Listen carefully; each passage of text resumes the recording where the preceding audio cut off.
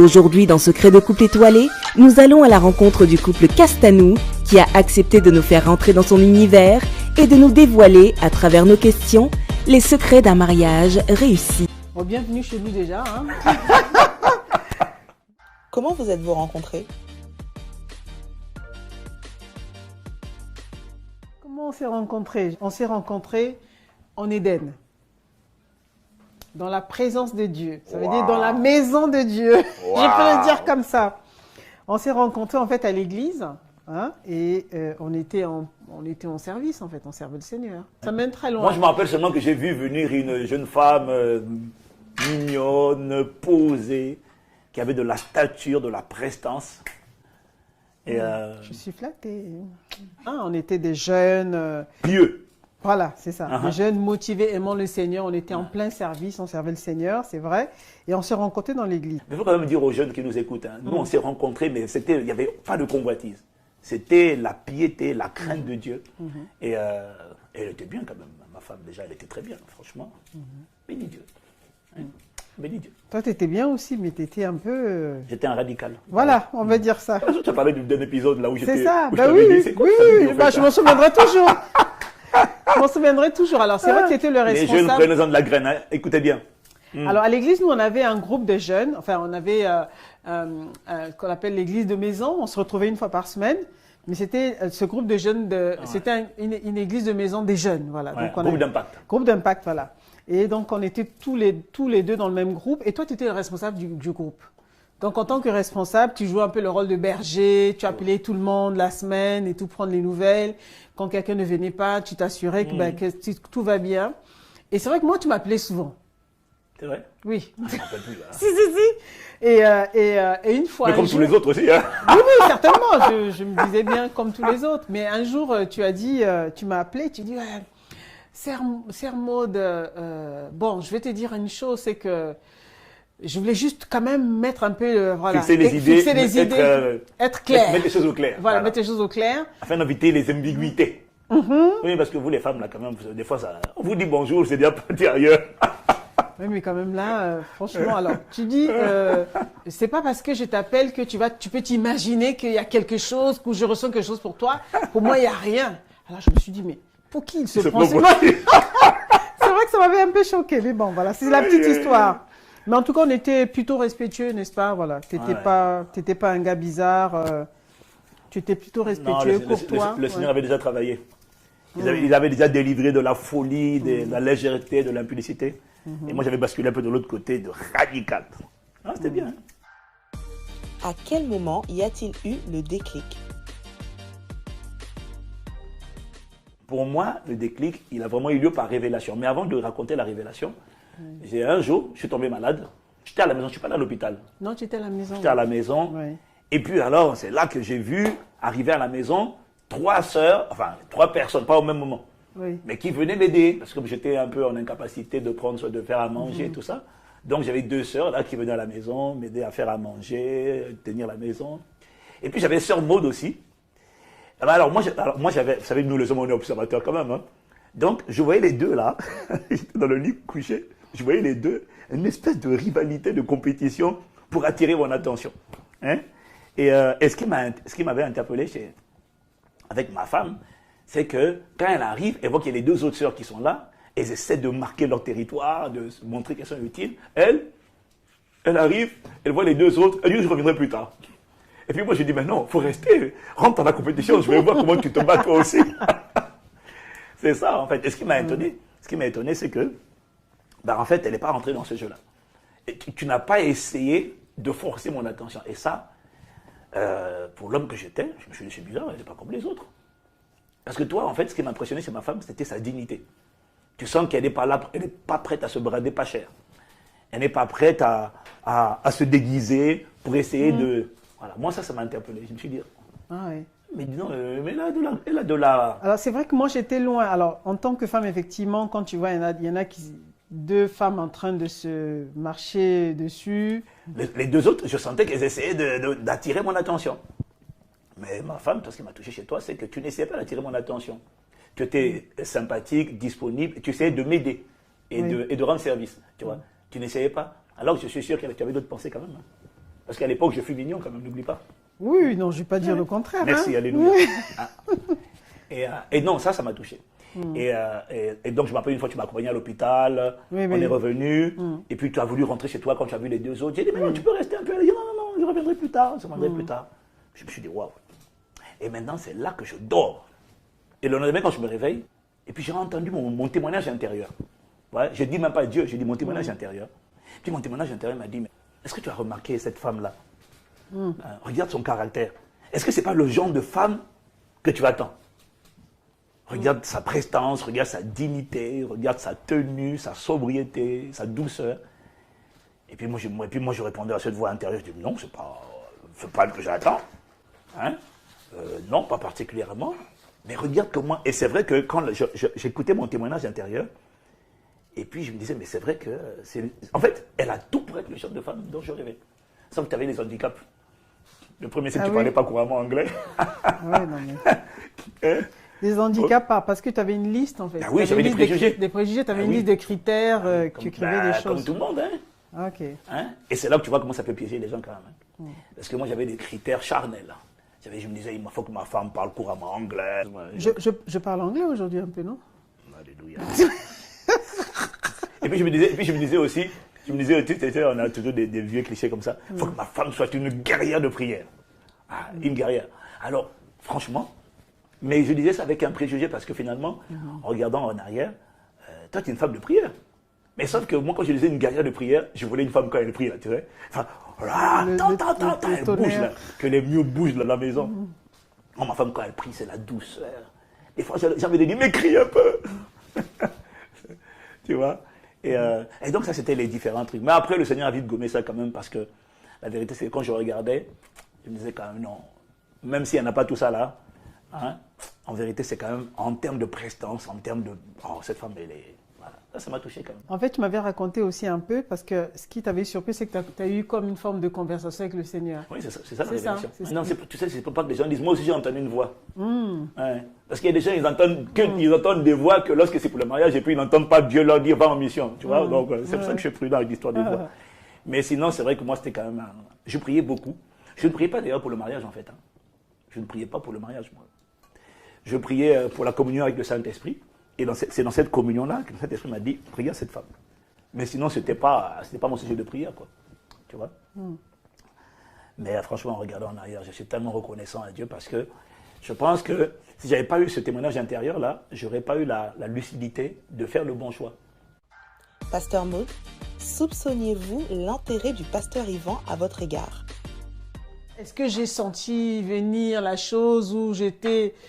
Mais vraiment pas du tout, en fait.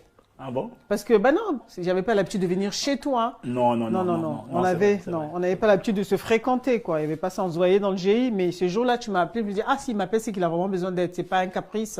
Ouais, c'est quand même un détail important. Voilà, c'est important. C'était pas récurrent tous les jours. Hein? Voilà. On va pas chez la sœur tous les jours, comme par hasard pour... Non. Hein? Sœur, viens m'aider. Non, c'était pas ça. Et puis, tu m'as pas dit, viens m'aider. Tu m'as dit de venir t'accompagner à l'hôpital, tu n'étais pas bien. C'est vrai. C'est vrai que tu es, t'as pas changé, hein, tu es toujours strict. On en croit que tu t'es beaucoup adouci. Plus jeune, tu étais plus radical, ferme. Et dans cette position-là, tu laissais rien transpirer. Il n'y avait rien qu'on pouvait voir, pouvait soupçonner. Voilà. Donc c'est vrai que quand tu me l'as dit, j'étais un peu surprise.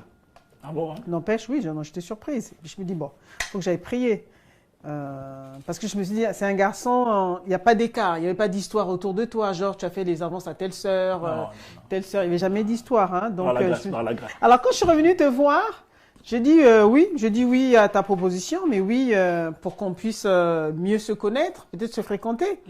Parce qu'on ne se fréquentait pas beaucoup, hein, on se voyait dans les agapes et tout, donc là je dis ok, pourquoi pas. Donc voilà comment on s'est rencontrés. Voilà la rencontre. Comment se sont passées vos premières années de mariage? Mais ma foi, très bien. Très bien. Mais en fait, nous, on n'a pas eu beaucoup de difficultés. On n'a même pas eu de difficultés de synchronisation, de synergie. Parce que je crois que ça matchait tout de suite déjà. On était prêts. Oui. Hein. Aujourd'hui, on insiste sur la préparation parce que mon âme était restaurée. Je n'avais pas de problème avec des femmes, avec toi. Toi, tu savais qui tu étais. Je n'avais pas de problème d'ego, d'estime de soi. Et toi non plus. C'est ce que j'ai admiré. Et pour moi, ça me prouve que, tu vois, ça me prouve que plus quelqu'un est prêt, et plus l'harmonie se fait spontanément, rapidement. Et moins quelqu'un est prêt, émotionnellement, spirituellement, et plus c'est compliqué, en fait. Ce qui fait qu'il y a des tensions, parce que les gens, ils ne sont pas libérés de ci, de ça. Mais nous, on n'avait pas tout ça, en fait. Je sais pas, qu'est-ce que tu en penses, toi? Non, je pense la même chose, en fait. On savait pourquoi on se mariait. On savait qu'on rentrait dans le foyer pour construire. C'est ça. On savait qui on était, on savait où est-ce qu'on allait. Et on savait qu'on était détaché aussi des blessures du passé. Exactement. Ouais. Exactement. Donc franchement, c'était beaucoup plus aisé. C'était beaucoup plus aisé. Moi, je me rappelle que les 2 premières années de mariage, franchement, on s'est fait énormément de bien. On a voyagé, on servait le Seigneur. Toi, tout de suite après le mariage, tu partais tout le temps. Le vendredi soir? Oui, mais pas que le vendredi. Sur le vendredi, mais pas que le vendredi. On t'appelait, tu venais d'arriver, tu laissais tes affaires. J'étais zélé pour le Seigneur, moi. On était un jeune couple. Ouais. Mais c'est vrai que c'était vraiment. Mais tu vois, mais ça, il y a beaucoup de gens qui ne feraient pas là pour ça. Parce que moi, et ma femme aussi, toi aussi, tu étais leader. Mais c'est vrai que quand on s'est mariés, moi, je n'ai pas changé. J'étais toujours prompte à partir, aider, servir, être utile. Et est-ce que tu vois, ce que j'ai toujours aimé, c'est que tu m'as jamais pris la tête pour ça, quoi. Non, même pas un seul jour. Et moi, je vois des jeunes là, qui sont mariés. Ah, tu n'es pas là, tu n'es jamais là. Je savais pourquoi on allait se marier. On savait que c'était pour servir le Seigneur. Donc tout de suite, ça n'a jamais posé un problème. Que tu partes, que tu reviennes tard, que tu appelles quelqu'un, un frère ou une sœur pour l'encourager. Franchement, c'était pas. Moi, j'ai une question, mon bébé. Oui, dis-moi. Tu n'as pas été jalouse quand je sortais là. Tu t'es pas posé des questions. C'est bizarre. À cette heure-ci, parce que tu te rappelles, il y a des fois où je rentrais à 1h du matin. Ouais, mais vraiment, ça ne m'est jamais traversé la tête. Même pas un seul jour. Ouais. Sinon, on m'entend parler. Je ne me suis jamais posé de questions. Quoi. Oui, mais à mon avis, si tu t'es jamais posé de questions, il doit y avoir une raison. Donc, il faut peut-être répondre à quelqu'un là. Pourquoi? Alors, je me suis jamais posé de questions parce que je savais pourquoi. Parce que de toute manière, en te voyant, forcément, on savait que tu allais servir le Seigneur. Donc, tu n'étais pas pasteur quand on s'est mariés. Mais c'était tout comme. Tu étais vraiment passionné pour les âmes, tu encourageais tout le temps, tu passais autant de temps au téléphone qu'aujourd'hui. Ça n'a pas changé. mais moi, je crois que la raison pour laquelle tu n'avais jamais été inquiété, tu n'avais jamais senti d'insécurité, parce que quand une femme commence à être jalouse, à mon avis, alors soit c'est parce qu'elle avait ça avant, et qu'elle n'est pas... Soit elle avait ça avant, elle est rentrée dans le foyer comme ça, et c'est quelque chose qui la poursuit, soit ça n'existait pas avant, mais le mari a des attitudes qui sèment le doute et qui va interpeller.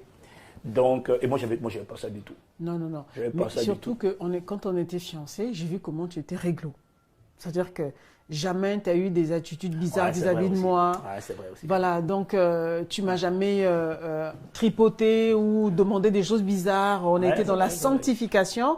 Donc, j'ai pu avoir confiance en toi, en fait. Je me suis dit, s'il me traite comme ça, c'est pas dans le mariage qui va... Voilà, donc il y avait tout ça, en fait. Ouais, moi, je pense que le commencement, je pense que pour qu'un couple commence bien, il faut bien commencer.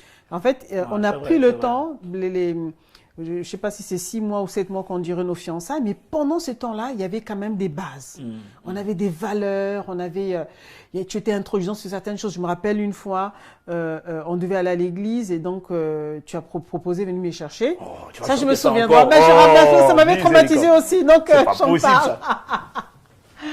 Voilà, et donc tu devais venir me chercher. Tu as dit, je viens. Le culte commençait à 9h30 ou quelque chose comme ça, mais je viens te chercher à 9h pile. À 9h pile, on quitte la maison. Je dis, sans problème.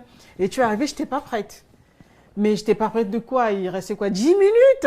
J'avais 10 minutes pour C'est ce que tu as dit. Tu as attendu 2 minutes. Tu as dit, je t'ai dit 9h, c'est 9h. Non, pas donné 2 minutes. Mais... C'est pas là quand même. Enfin bref, moi je pas les... Mais en tout cas, ce jour-là, tu m'as laissé là. Tu es parti. Tu as dit, quand on va, on a rendez-vous avec le Seigneur, on doit respecter les horaires. Mais je peux pas on n'arrive pas en retard à l'église, voilà. C'est vrai que ça montrait quand même que j'ai dit, oula, là, il y a quelque chose. Là, tu as toujours dit que ça t'a donné un temps, tu dis, aïe. Voilà, ça m'a donné un peu Donc, il faut que j'aie ma voiture, qu'il ait sa voiture. Voilà, exactement. Ça, mais surtout pour dire que tu ne jouais pas, en fait. Tu ne prenais pas les choses à la légère, voilà. Donc moi j'ai appris à t'observer, ce qui fait que quand tu me disais je vais à tel endroit, je te croyais en fait, j'avais pas le... Je dirais que vraiment, je pense que la jalousie n'est pas une fatalité et que quand tu veux inspirer confiance, on dit que la confiance, ça ne se demande pas, ça se mérite et ça se construit. Et ce que tu as dit tout à l'heure, c'est quand même important pour moi, parce que ce qui a construit la confiance, c'est le fait de marcher dans la vérité et dans la transparence. Et ça a vraiment créé une confiance. Voilà, pour quelqu'un qui écoute, quand tu dis une chose, fais-le. Et puis le fait déjà entre nous, c'est très important ce que tu as dit. Le fait entre nous de marcher dans une certaine intégrité, une certaine sincérité, honnêteté, fais en sorte que si tu vas dire à ma femme que ton mari a fait ça, ton mari m'a injurié, ton mari... voilà, il y a des choses que tu vas te dire, c'est pas dans l'éducation en fait. Voilà. Quand on sait que quelque chose n'est pas dans l'éducation, et que soudainement on fait quoi, on va te raconter une histoire, genre il vient de faire ça, tu te dis non, c'est pas lui, ça lui ressemble pas du tout. Et ça finalement, ça nous a aidés en fait. Et moi je bénis Dieu de ce que je pouvais sortir, revenir, et jamais tu m'as pris la tête avec ces histoires-là. Mais franchement c'est bien. Tout du tout. On rend grâce à Dieu. Quelles sont les attitudes qui sèment le doute pendant les fiançailles? Les attitudes qui peuvent semer le doute durant la période de fiançailles, lorsque en fait, les fiancés ne tiennent pas parole. Par exemple, le frère qui dit, oui, voilà, on va se préserver jusqu'au mariage et tout. Et puis, petit à petit, commence à toucher la sœur, à lui faire des propositions, à pas respecter ce qu'il a dit. Ça, c'est sûr qu'en entrant dans le foyer, il y a une confiance qui est cassée. Même si la sœur arrive à résister ou à céder, je pense qu'une fois mariée, la sœur dira, oh là là, s'il a fait ça avec moi durant les fiançailles, il peut le faire avec quelqu'un d'autre, en fait. Il y a pas, la confiance est brisée, en fait. Donc, il faut vraiment, ça va demander beaucoup d'efforts. Et c'est ça qui amène souvent la jalousie dans les couples aussi, en fait. Ouais, c'est vrai. Voilà. La suspicion. Ça commence suspicion. d'abord par la suspicion, en fait. Mais il n'y a même pas que, alors il y a ça, il y a ce dont tu parles, c'est-à-dire les gestes déplacés et aussi les paroles légères. Tout à fait. Les paroles impudiques, les paroles impudiques, déplacées, et puis il y a aussi les promesses non tenues, qui n'ont rien à voir forcément avec la sainteté. Mais tu vois, le fait de dire on va faire telle chose, et puis de ne pas le faire. Le fait de dire je viens à telle heure, je ne viens pas, ou je vais être là, et puis je ne suis pas là. En fait, pour moi, quand tu montres que tu peux parler, à part poser des actes, quand tu penses que tu peux dire des choses et que tu ne les respectes pas, tu es en train de briser le ciment de la confiance. Parce qu'en fait, je ne sais plus quel est le poids de ta parole. Si tu dis une chose, tu ne le fais pas, demain tu me dis une chose, qu'est-ce qui prouve que tu le fais? Parce que des fois d'abord tu ne l'as pas fait. Donc là, tu es en train de briser le ciment de la confiance.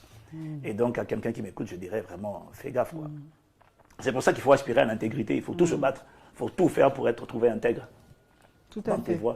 Ça, c'est, Et ce qui nous a aidé aussi, c'est que dès le départ, on n'était pas pressé en fait. Voilà. On prenait le temps de bâtir notre foyer. Voilà. On prenait le temps de poser les fondements, de poser les bases. On n'a pas voulu faire des enfants tout de suite déjà. Non, voilà, c'est ça. On voulait vivre un peu, on dit toujours. On voulait quand même se connaître. L'enfant est sorti. Bon, il y en a des fois, c'est des accidents. Ils n'ont pas pris le temps de... il faut planifier justement. Voilà. Nous, c'était pas un accident. Nous, on s'était dit, si Dieu fait grâce, on veut avoir nos premiers enfants 2 ans après le mariage.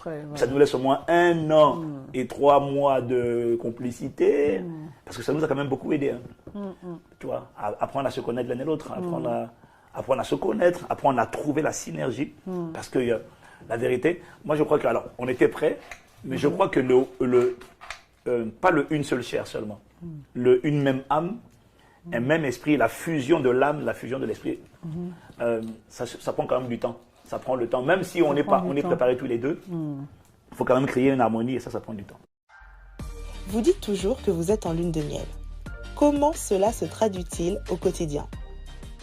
Pour nous, la lune de miel, c'est la complicité, c'est la paix, c'est la quiétude. Voilà. Pour moi, c'est ça la lune de miel. C'est ça. Je prends plaisir à rentrer chez moi.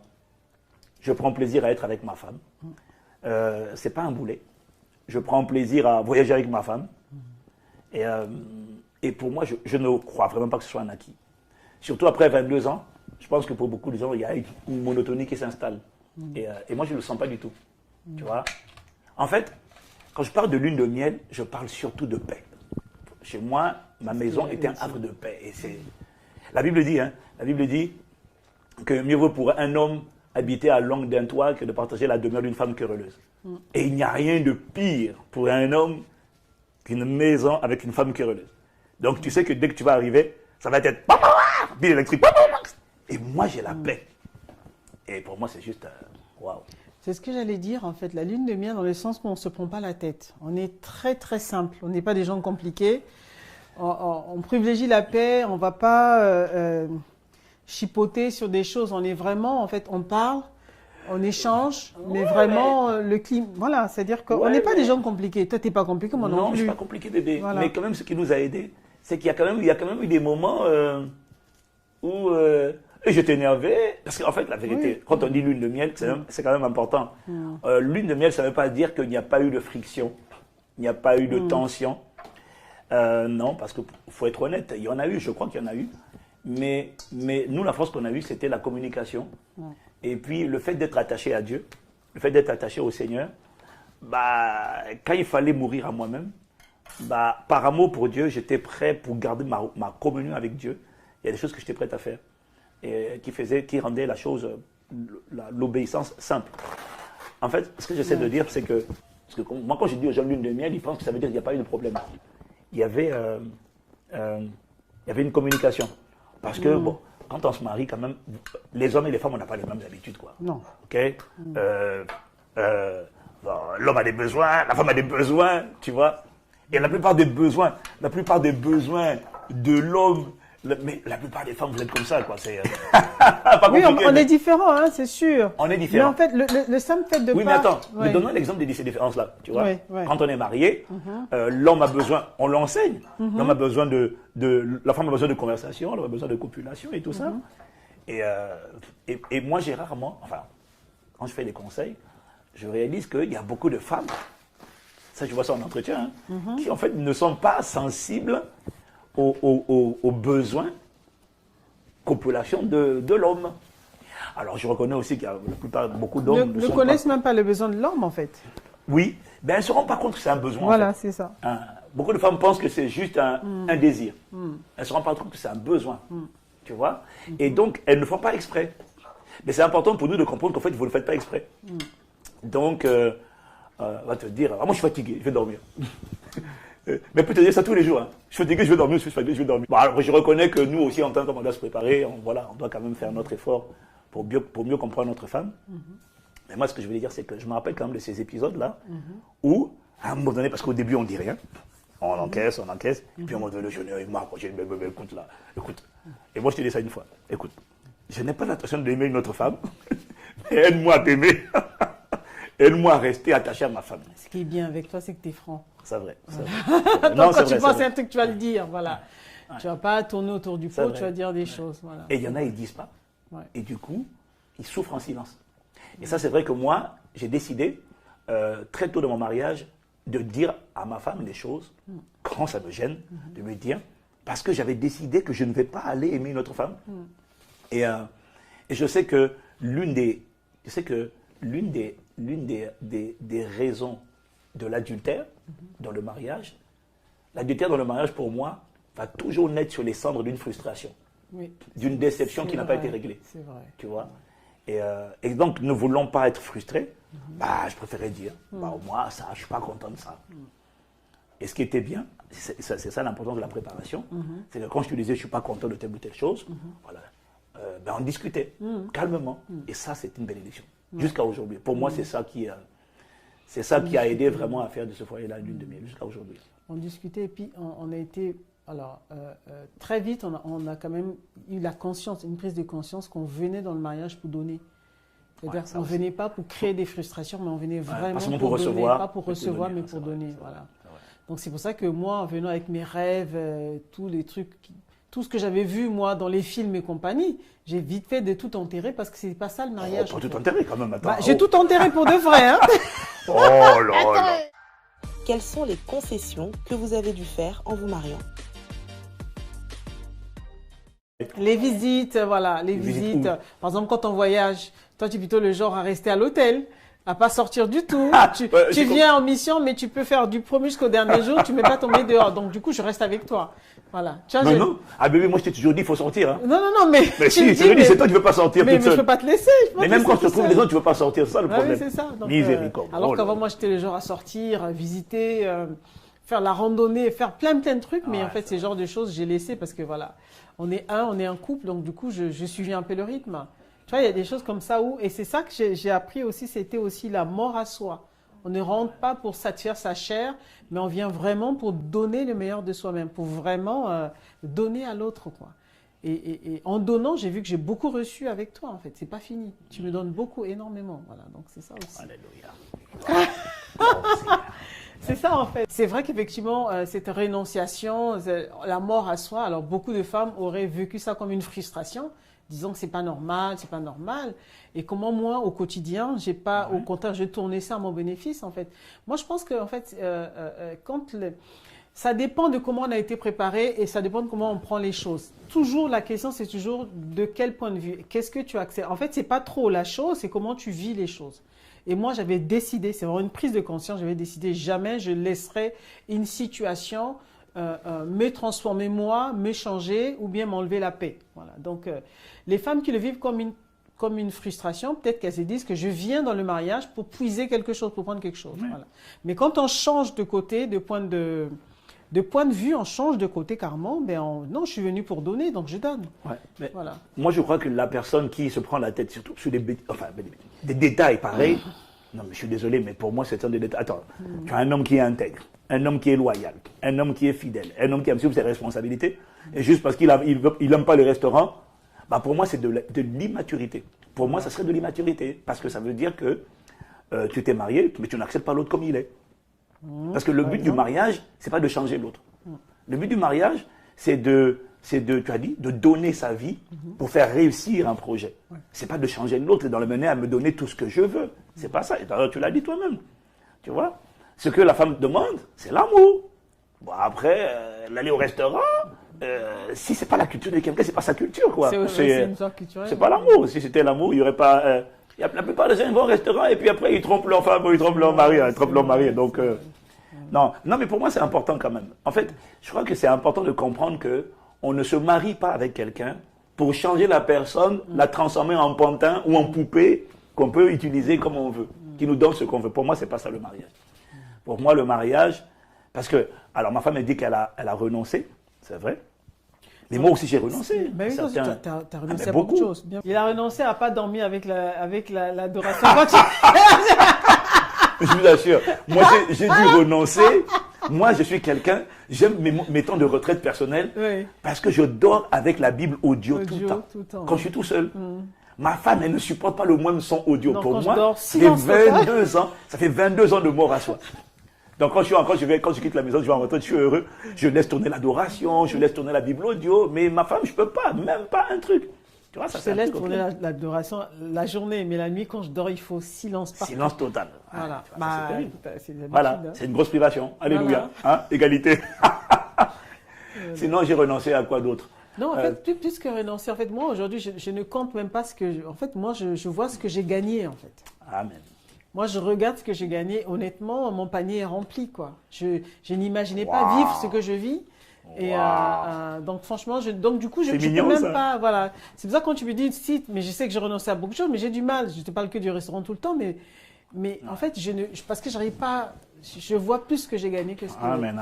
Mais pour moi, c'est ça la maturité. Mais tu étais déjà mature à l'époque. Tu n'as pas beaucoup changé de ce côté-là. Moi, j'ai épousé une femme qui avait la tête sur les épaules. J'ai épousé une femme qui était mature, qui était lucide. Je n'ai pas épousé une gamine, en fait.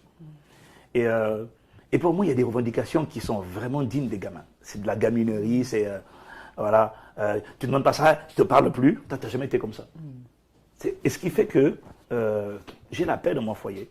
Ma femme, tu n'as jamais essayé de me changer. Enfin, si, dans certains trucs. Mais il y a des trucs qui sont positifs aussi, quand même. Oui, tu vois, mais ce n'était pas pour satisfaire des caprices, c'est ça. Voilà. Il y a des choses que j'ai réussi à te dire et puis tu prenais acte. Et je voyais un changement, mais ce n'est pas que je voulais te changer. C'est que tu examinais, tu voyais, non, ça c'est bien. Voilà, tu examines de toute manière. Mais quand c'est pour devenir meilleur, tu vois, quand c'est pour bâtir le foyer, bâtir le couple, le mariage, c'est pour les gens qui veulent donner. Waouh, merci pour ces conseils exceptionnels.